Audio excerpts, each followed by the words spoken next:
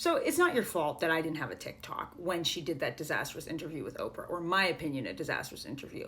And so you couldn't have known that I was actually Meghan Markle's biggest critic for a good period of time in my friend group, right? Because I did not appreciate how she presented the title drama and all that issue when she was leaving the house. And I thought that trademarking the Sussex name right before they left and a couple other moves that they made were tactical errors. But I'm making this video because what they are doing right now to this woman is what they will do to you if you are a woman trying to get anything she wants, or if you are a fabulous black woman. Because right now what you're hearing, the criticism about the show and this attempt to make a lifestyle empire and make her own money, is not, oh, she misrepresented title stuff, oh, she's this, she's that. It's, I wouldn't be friends with her. She's not relatable. She's disingenuous. I don't know what the obsession is with trying to make a Hollywood actress who is beautiful, who married into the highest echelon of British society, relatable is about, but it's there nonetheless. There's also critique that the show is not exceptional, right? In that she's showing us things we could do ourselves, or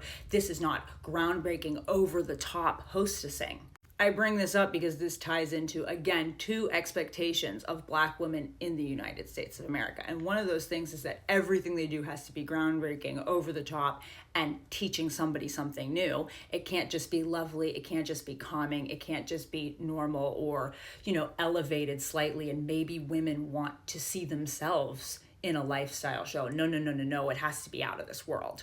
And secondly, Black women like this are supposed to be comforting. They're supposed to be comfortable. They're supposed to be relatable. They're supposed to be people we could sit back with, people who make us feel good about ourselves, or maybe people who don't make us feel jealous, or people who we feel like we could have something over, and they don't get that with her. And let me tell you something, as a Black woman who has navigated different elements of upper society, I can tell you there is nothing that rankles certain people more than seeing a brown or a Black woman in a space that they're used to only white women occupying. It makes them feel a way about themselves, and they don't know why. Or they're just so used to Black exceptionalism and Black survivorship that this story doesn't compute with their brains.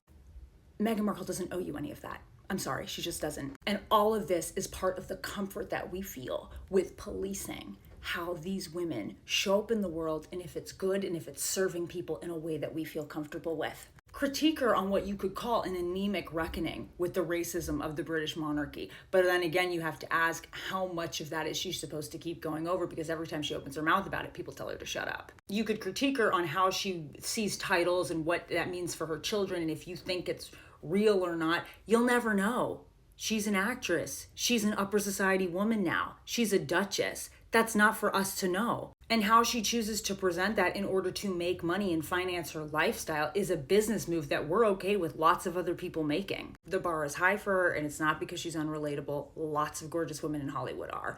It's not because you couldn't be friends with her. You're not used to people like this, maybe. Maybe this isn't your thing at all. Don't hate on it for other people, It's not because of those inherent evilness or these sins that she's created. It's because she's not supposed to make us feel this way. And looking like that and being like that, she's out of place. People have always had an issue with how uppity this one is. And I think even worse, they're mad that it worked.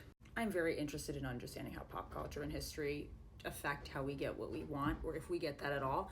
And so I have a pop culture podcast. It's called The Process with Alex Baytall. And I also have a policy podcast with the Southern Poverty Law Center and PRX. And you can find both of those anywhere podcasts are found.